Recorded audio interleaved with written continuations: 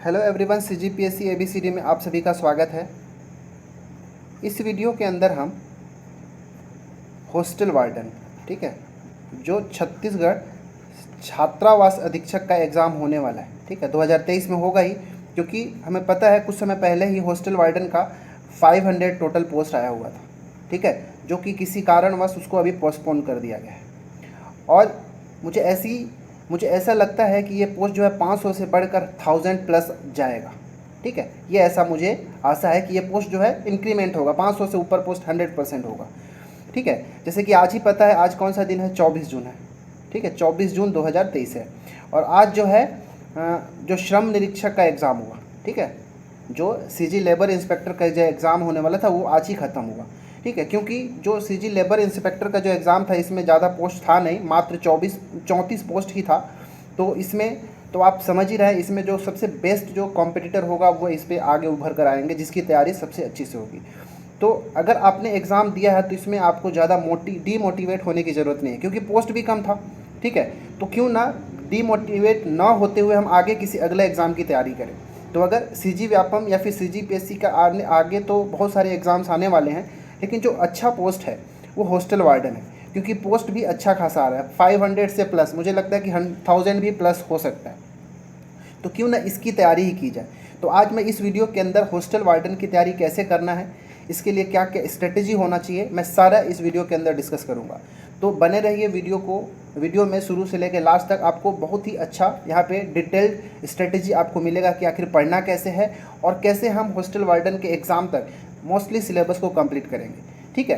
तो चलिए हम अपने वीडियो की शुरुआत करेंगे, ठीक है। देखिए इससे पहले क्या था कि इससे पहले जो एग्ज़ाम हुआ था हॉस्टल वार्डन का वो सीजी व्यापम द्वारा लिया जाता था, ठीक है, किसके द्वारा, सीजी व्यापम के द्वारा। परंतु इस बार का जो एग्ज़ाम लिया जाएगा वो कौन लेगा, तो वो सीजीपीएससी के द्वारा लिया जाएगा, ठीक है। और जो ठीक है, तो अब सीजी व्यापम अगर सीजीपीएससी एग्ज़ाम लेगा तो पहले देखते हैं कि सबसे बेसिक चीज़ क्या है कि ये जो एग्ज़ाम होगा इसमें टोटल 150 अंक के प्रश्न होंगे, ठीक है। तो टोटल क्वेश्चंस भी कितने होंगे, 150 क्वेश्चन होगा, और सारे क्वेश्चन जो होंगे 1-1 मार्क्स के होंगे, ठीक है। इस प्रकार अगर हम देखेंगे तो जो पूरा पेपर होगा 150 अंक का होने वाला, और ऑब्जेक्टिव होगा और वस्तुनिष्ठ प्रश्न होगा, ठीक है। अब बात आएगी कि माइनस मार्किंग का क्या। तो अगर सीजी व्यापम अगर कोई एग्ज़ाम लेती है तो हमको पता है कि 1/4 लेता है, ठीक है, 1/4, ठीक है, मतलब जितना भी मार्क्स एक सही होने पर देता है उसका 1/4 काट लिया जाता है, ठीक है। जैसे आज ही जो श्रम निरीक्षक का एग्ज़ाम हुआ इसमें एक सही होने पर 1 नंबर देता है, ठीक है, और एक गलत होने पे 1/4 काट लिया जाता है। मतलब आप ये कह सकते हो, सीधी सीधी बात ये है कि अगर आप 4 गलत करते हो, ठीक है, तो 4 गलत करते हो तो 1 नंबर आपका काट लिया जाएगा, ठीक है, और एक सही पे 1 नंबर दिया है। तो वो सीजी व्यापम की बात होती है, क्योंकि सीजी व्यापम जो है 1/4 लेता है। लेकिन इस बार जो हॉस्टल वार्डन का एग्ज़ाम होने वाला है 2023 के अंदर, इसमें सीजीपीएससी के द्वारा एग्ज़ाम लिया जा रहा है। और हमें पता है कि जो सीजीपीएससी जब भी एग्ज़ाम लेता है और ऑब्जेक्टिव क्वेश्चन लेता है तो उसमें जो माइनस मार्किंग होता है कितना होता है, 1/3, ठीक है, याद रखिएगा। तो जब 1/4 होता है तो इसमें तुक्का फिर भी चल जाता है। क्यों, क्योंकि अगर मान लो ABCD मतलब 4 क्वेश्चन में अगर आप तुक्का मारते भी हैं तो 4 में से अगर मान लो 1 सही हो जाता है, बाकी 3 अगर आपका गलत हो जाता है 4 प्रश्न में, तो वहाँ से आपका 1 नंबर मिलता है और क्या बोलते हैं 1 नंबर कट भी जाता है। तो इस प्रकार माइनस मतलब बराबर न्यूट्रल हो जाता है वहाँ पे, ठीक है, इसलिए ऐसा होता है। लेकिन सीजीपीएससी के अंदर क्या है, जो माइनस मार्किंग है 1/3 है, जो कि ज़्यादा है, इसलिए यहाँ पे थोड़ा सा नेगेटिव कम करने की कोशिश किया जाना चाहिए। तो यहाँ पे मैं ये बताना चाहता हूँ सबसे बेसिक चीज़ क्या कि 150 क्वेश्चन होंगे आपके लिए, 150 मार्क के होंगे, ठीक है, और माइनस मार्किंग कितने लिए आपके लिए 1/3 होगा। तो अगर आपको अपना मार्क्स ऑफ 10 निकालना है, टोटल कितना मार्क्स आ रहा है, तो ये फॉर्मूला लगा सकते हैं कि आप कितना अटेम्प्ट किए हैं, जितना अटेम्प्ट किए होंगे, क्योंकि एक क्वेश्चन का 1 नंबर मिलने वाला है। मान लो एग्जाम्पल के लिए मान लो कितना नंबर आपका मिल रहा है, ठीक है, कितना नंबर आपका आ रहा है वो निकालना है। तो क्या करेंगे, हालांकि ये सब बताने की चीज़ नहीं है, आपने कई सारे एग्जाम दिए होंगे तो ये क्लियर ही होगा, बट फिर भी मैं एक बार रफली बता देता हूँ, ठीक है। तो अगर मान लो एक प्रश्न के लिए 1 अंक निर्धारित है, ठीक है, और आपने जो टोटल 150 क्वेश्चन आपने अटेम्प्ट किया, ठीक है, 150 में मान लो 100 राइट हुआ और 50 जो है रॉन्ग हो गया। अब कैसे निकालोगे, तो 100 अगर सही हुआ तो प्रत्येक एक सही के लिए 1 नंबर था तो 1 × 100 कर लिए, और जो 50 गलत हुआ तो 50 गलत के लिए भी 50 क्वेश्चन था तो 1-1 नंबर ही उसके लिए दिया गया था, मतलब 50 का हम क्या करेंगे 1/3 काट लेंगे, ठीक है। तो ये 100 में से 50/3 घटाएंगे तो आपको 250/3 मिलेगा, मतलब लगभग 83.13 नंबर आपका आएगा। तो ये तो नेगेटिव मार्किंग का एक तरीका है, ठीक है, याद रखिएगा। तो ये बेसिक चीज़ था। अब हम आगे चलेंगे और मेनली हम अपना सिलेबस को डिस्कस करेंगे कि इसमें कितना नंबर का क्या पूछा जाएगा, ठीक है। चलिए आगे बढ़ते हैं। चलिए ठीक है, तो पहले हम देखते हैं सबसे इम्पोर्टेंट भाग 1, ठीक है। भाग 1 में है आपका कंप्यूटर, ठीक है, कंप्यूटर। इस कंप्यूटर में आपसे 50 क्वेश्चन पूछे जाएंगे, बहुत अच्छा खासा वेटिंग है। सबसे ज़्यादा जो वेटेज है यहाँ पे देखेंगे तो किसका है, कंप्यूटर का है। 50 क्वेश्चन पूछे जाएंगे और मार्क्स भी कितने होंगे भाई, 50 अंक के होंगे, ठीक है। तो इसलिए ये जो कंप्यूटर वाला पोर्शन है बहुत ज़्यादा इंपॉर्टेंट हो जाता है आपके लिए, ठीक है। और मैं कंप्यूटर के लिए भी मैं साथ साथ ये भी बताते चलूँगा कि उसको पढ़ना कहाँ से है और कैसे तैयारी करना है, ठीक है। तो ये जो कंप्यूटर है, कंप्यूटर के कितने क्वेश्चन, 50 क्वेश्चन और 50 अंक के लिए होंगे। और सबसे ज़्यादा वेटेज किसी का है तो है वो कंप्यूटर है, ठीक है, 50 अंक का होने वाला है, ठीक है। तो इस कंप्यूटर के लिए ऑलरेडी मेरे चैनल पे 10 से 11 वीडियो अपलोडेड है, ठीक है। आज भी जो एग्ज़ाम में पूछा गया था, मेरे जो स्टूडेंट्स हैं, मेरे जो तैयारी करने वाले जो यूट्यूब में फैमिली है मेरा, जिसमें 4000 अभी तक यहाँ पे हमारा क्या बोलते हैं सब्सक्राइबर हो गया है, 4000 हमारे कॉम्पिटिटर साथ में हमारे। तो इनमें से कुछ लोगों ने मैसेज किया था कि सर आपका जो वीडियो था कंप्यूटर का, वो 20 में से 18 से 19 क्वेश्चन कंप्यूटर वहाँ से मिल गया था।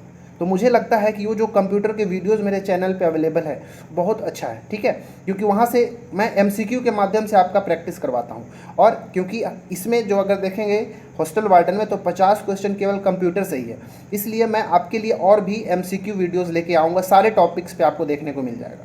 इसलिए जो कंप्यूटर है वो मेरे YouTube चैनल से देख सकते हैं, वहाँ पे एक प्लेलिस्ट बना हुआ है, उसमें 11 से 12 वीडियो अपलोडेड है और भविष्य में और भी आगे आएगा, ठीक है। लास्ट में मैं डिस्कस करूँगा कि हालांकि कैसे हमको ये इसका जो सिलेबस है हॉस्टल वार्डन का उसको कंप्लीट करना है, ठीक है।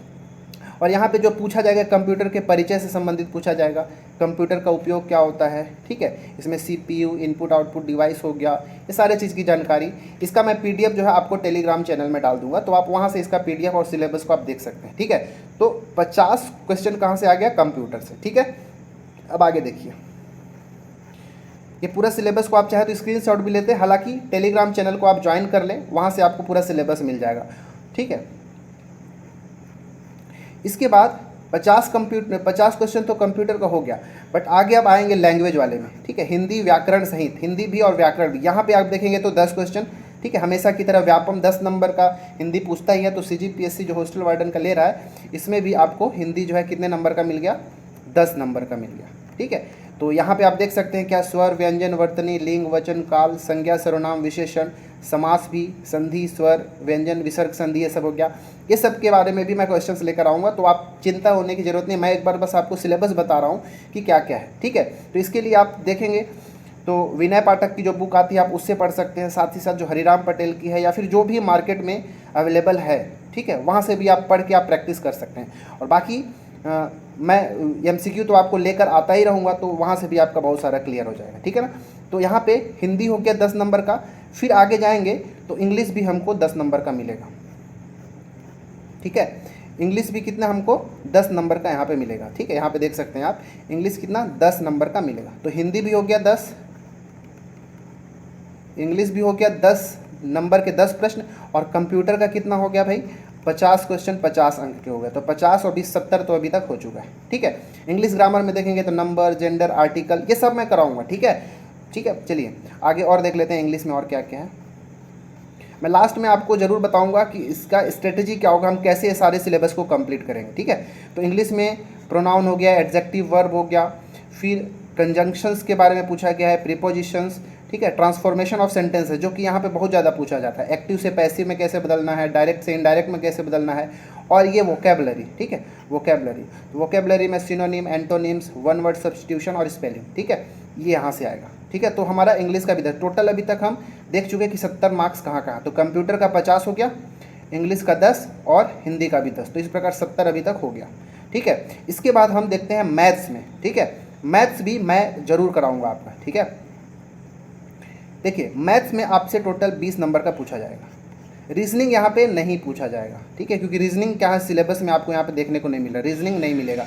एक आध क्वेश्चन अगर मैथ्स और रीजनिंग दोनों से मिलता हुआ क्वेश्चन अगर मिल जाए तो अलग बात है, बट रीजनिंग अलग से यहाँ पे मेंशन नहीं किया हुआ है, ठीक है। मैथ्स में ही 20 नंबर का हो गया, तो 70 पहले हो गया था, 20 और मतलब यहाँ पे 90 क्वेश्चन अभी तक हो चुके, ठीक है। इसके बाद अगर इसमें देखेंगे तो हमारा HCF LCM हो जाएगा, ठीक है, उससे प्रश्न जो संबंधित है। इसके बाद एवरेज औसत हो गया, प्रतिशत हो गया, परसेंटेज, ठीक है। इसके बाद चाल समय दूरी हो गया, इसके बाद साधारण ब्याज हो गया, लाभ हानि, ये सारे क्वेश्चंस भी देखने को मिलते हैं, ठीक है। देखिए प्रतिशत तो हो गया, यहाँ पे जनसंख्या वृद्धि, जितने भी यहाँ पे टॉपिक्स है ये सारे टॉपिक्स को हम कंप्लीट करेंगे, ठीक है। लेकिन हम यहाँ पे जो वीडियोस को हम कंप्लीट करेंगे MCQ के माध्यम से।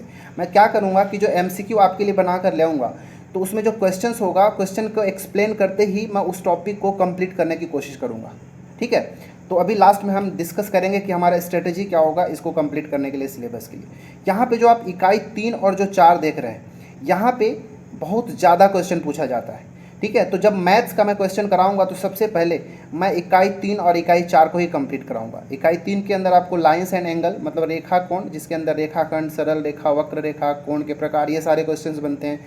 समतलीय आकृति में अगर 2D में जाएंगे तो त्रिभुज, चतुर्भुज, वृत्त, यहाँ से क्वेश्चंस बनते हैं।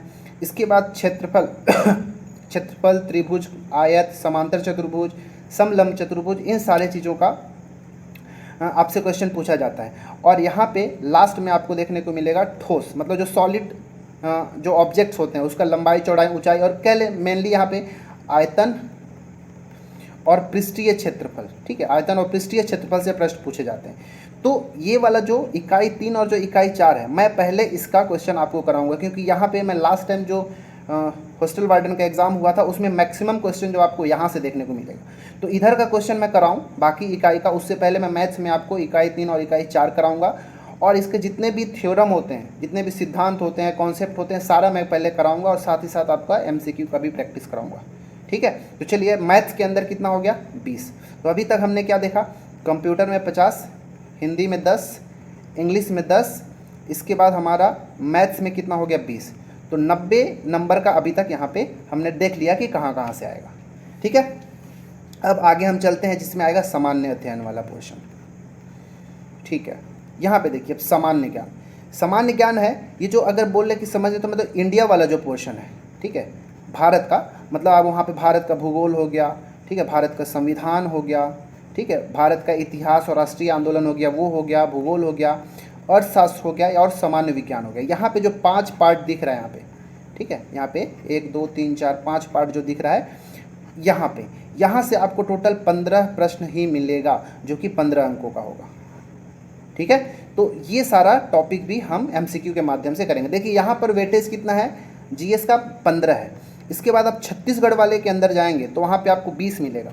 तो अभी तक हमने कितना देखा, ये सारे का क्वेश्चन आपको मिलेगा, और कैसे पढ़ना हम लास्ट में देखते हैं। तो सबसे पहले हमने क्या देखा कि कंप्यूटर हो गया कितने का, 50, फिर हिंदी हो गया 10 का, इंग्लिश भी हो गया 10 का, इसके बाद हमारा मैथ्स हो गया 20 नंबर का, तो यहाँ पे 90 हो गया था। अब यहाँ पे इंडिया पोर्शन का जो GS आया ये हमारा 15 नंबर का, 105 नंबर का डिस्कस किया अभी तक।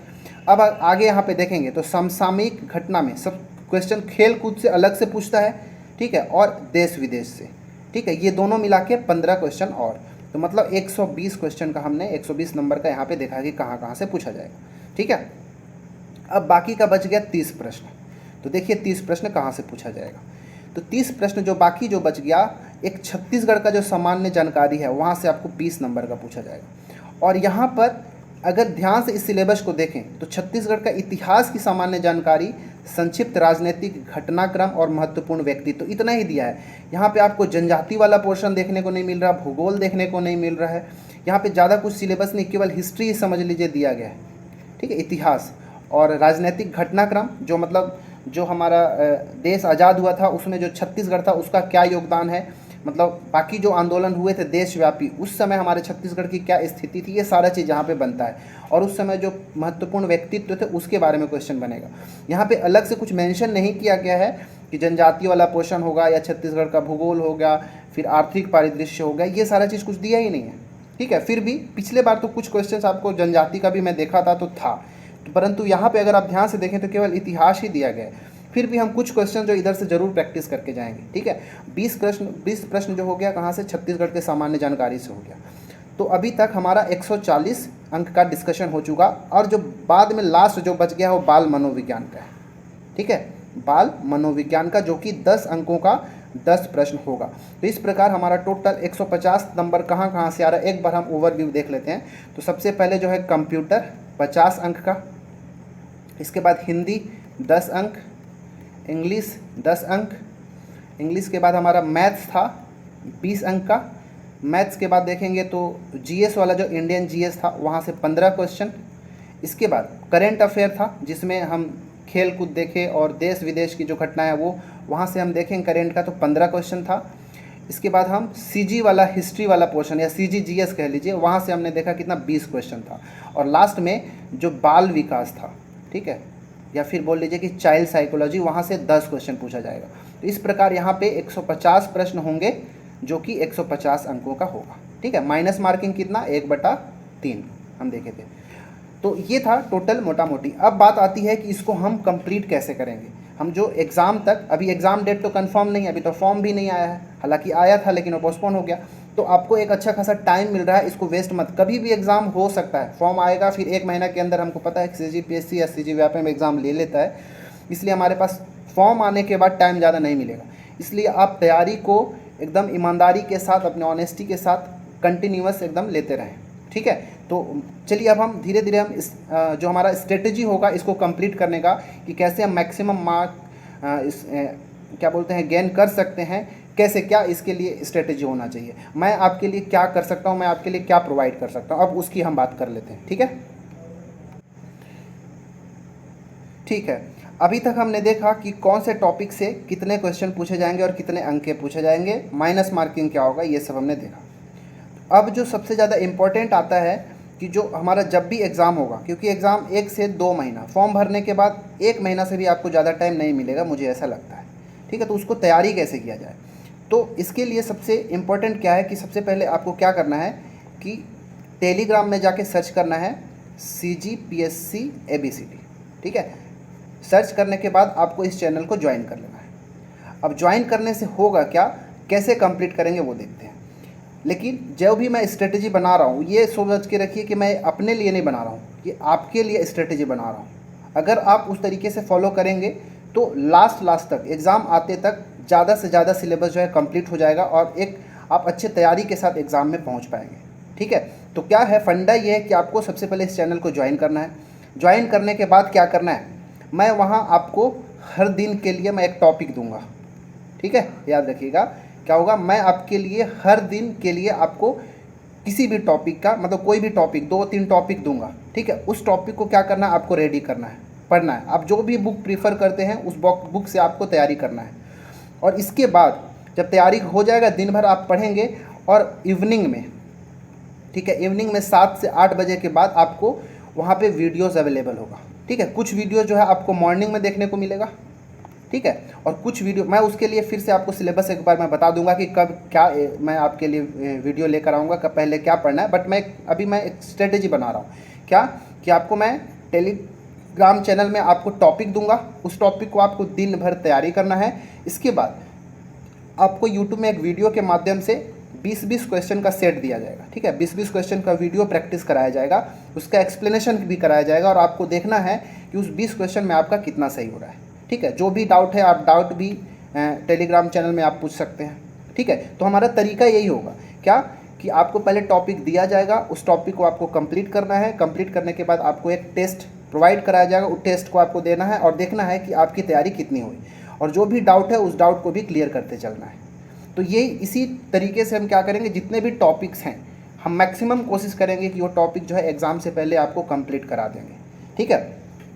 अब आगे क्या बात आती है कि टेलीग्राम के अंदर आपको और क्या मिलेगा। तो सबसे पहले आपको ध्यान देना है कि टेलीग्राम के अंदर आपको इम्पॉर्टेंट PDF मिल जाएगा, ठीक है। जितना भी मैं क्वेश्चन बनाऊंगा उस क्वेश्चन का आंसर सहित आपको PDF वहाँ पे अवेलेबल होगा, ठीक है। जितने भी वीडियोस होंगे उन सबका आपको PDF वहाँ पे दिया जाएगा, पहला चीज़। दूसरा चीज़ क्या, क्योंकि इंग्लिश वाला पोर्शन ऐसा है कि वो मात्र 10 नंबर का ही पूछा जाता है, और 10 नंबर होने की वजह से ढंग से कोई पढ़ता नहीं है।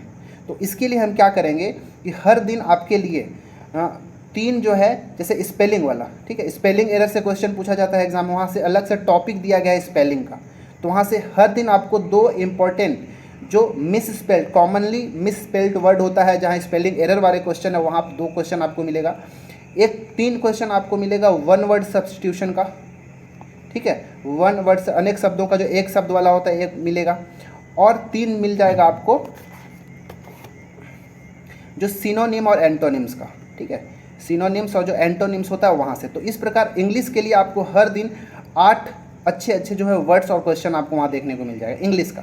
इसी प्रकार आपको हिंदी का भी मिलेगा। केवल यहाँ से वर्ड ही नहीं मिलेंगे, साथ ही साथ आपको इंग्लिश के लिए वीडियोस भी हम यूट्यूब में आपके लिए प्रोवाइड करेंगे, ठीक है। क्वेश्चन जैसे एग्जाम में पूछे जाते हैं वो क्वेश्चन हम MCQ के माध्यम से कराएंगे, ठीक है। उसके लिए भी आपको टॉपिक दे दिया जाएगा, या फिर इसके लिए हम ये करेंगे कि आपके लिए 10-10 क्वेश्चन का हम प्रैक्टिस पेपर ले आएंगे, ठीक है, प्रैक्टिस वीडियो लेकर आएंगे, ठीक है। और हिंदी के अंदर भी हम वही करेंगे। तो हिंदी और इंग्लिश का टोटल 20 क्वेश्चन हो जाएंगे 10-10। तो इसमें हम क्या करेंगे, वीडियो के माध्यम से MCQ के माध्यम से उसको कंप्लीट करने की कोशिश करेंगे, ठीक है। इंग्लिश के अंदर जो हमारा active to passive, passive to active voice होता है, नरेशन जो चेंज करने वाला होता है, वो सारा के लिए मैं पहले एक वीडियो आपके लिए प्रोवाइड कर दूंगा कि उसको कैसे चेंज किया जाता है। इसके बाद उस सबको हम MCQ के अंदर इंक्लूड करेंगे, ठीक है। तो तरीका यही होगा क्या कि मैं आपको टॉपिक प्रोवाइड करूंगा, टॉपिक मैं आपको टेलीग्राम से बता दूंगा। इसके बाद जब आपकी तैयारी हो जाएगी तो मैं उसके लिए आपको एक वीडियो लाऊंगा, उस वीडियो में के माध्यम से आपको चेक करना है कि कितनी आपकी सही हो रहा है, और वहाँ पे आपका डाउट भी क्लियर हो जाएगा, ठीक है। तो ये तरीका होगा हमारा कंप्लीट करने का। इससे अब मेन फ़ायदा क्या होगा कि अगर आप हॉस्टल वार्डन की तैयारी अच्छे से कर रहे हैं, तो तैयारी करने के साथ साथ जो, क्योंकि नवंबर में हमको पता है कि PSC का भी प्रीलिम्स का भी फॉर्म आ जाएगा नवंबर से दिसंबर में, तो आपके लिए वो भी तैयार होते चलेगा। बट हाँ, ईमानदारी से आपको जो भी टॉपिक दिया जाएगा उस टॉपिक को आपको क्या करना है, कंप्लीट करना है, ठीक है। तो उम्मीद है आपको ये स्ट्रेटेजी समझ में आया होगा। क्या करना है, सबसे पहले कि आपको टेलीग्राम ज्वाइन करना है। उस टेलीग्राम में हर दिन आपको टॉपिक दिया जाएगा, उस टॉपिक को आपको पढ़ना है, और इवनिंग में आपको वीडियो प्रोवाइड किया जाएगा जहाँ पे आपको क्वेश्चन को सॉल्व करना है, ठीक है। और देखना है कि कितना गलत हो रहा है आपका, कितना सही हो रहा है। जो भी डाउट है वहाँ पे हम डाउट को भी क्लियर करते चलेंगे, ठीक है। इसी तरीके से हम जो जितने भी टॉपिक्स हैं उसको हम कंप्लीट करते जाएंगे, ठीक है। मैथ्स के अंदर मैंने पहले बताया कि पहले क्या करेंगे, ठीक है। और जो हिस्ट्री वाला, मतलब जो इंडियन GS है, ठीक है, इंडियन GS हो गया या फिर CG का GS हो गया, इस सब का टॉपिक आपको वहाँ पे टेलीग्राम चैनल के अंदर प्रोवाइड कराया जाएगा, ठीक है। उम्मीद है आपको ये पूरा जो स्ट्रेटजी है, समय कोई हैवी स्ट्रेटजी तो नहीं है, मेन स्ट्रेटजी तो आपका होगा। करना ये है कि आपको बस जो भी टॉपिक दिया जाएगा उसको आपको कंप्लीट करते चलना है, ठीक है। तो ये जो हमारा जो सिलेबस है हॉस्टल वार्डन के लिए, इसका सिलेबस मैं आपको PDF जो है टेलीग्राम चैनल में डाल दूंगा, आप वहाँ से अच्छे से आप देख लेंगे कि क्या क्या पढ़ना है, ठीक है। तो ये हमारा था आज का स्ट्रेटजी वीडियो। कुछ और भी वीडियोस आपके लिए कल देखने को मिलेगा। इस वीडियो में मात्र इतना ही। आप अपने तैयारी को कंटिन्यू बना के रखें। अगर आज का पेपर आपका ख़राब गया भी होगा श्रम निरीक्षक का, तो फिर भी डीमोटिवेट होने की ज़रूरत नहीं है। अपनी जो कंसिस्टेंसी है उसको बनाए रखें अगले एग्ज़ाम तक के लिए, ठीक है। मिलते हैं अगले वीडियो में। इस वीडियो में इतना ही, तब तक के लिए धन्यवाद।